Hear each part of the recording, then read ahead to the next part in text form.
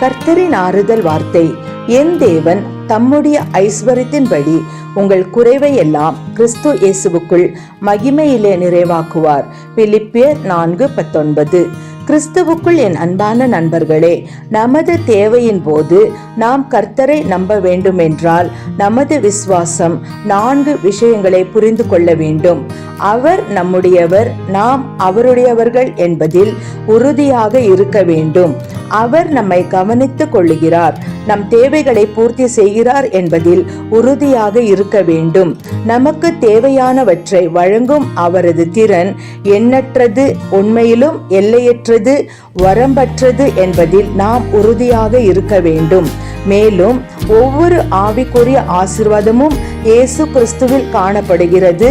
அது நம்மிடம் வருகிறது, நம்மை மகிழ்ச்சி அடைய செய்கிறது என்பதை அறிந்து கொள்ள வேண்டும். ஆமேன்.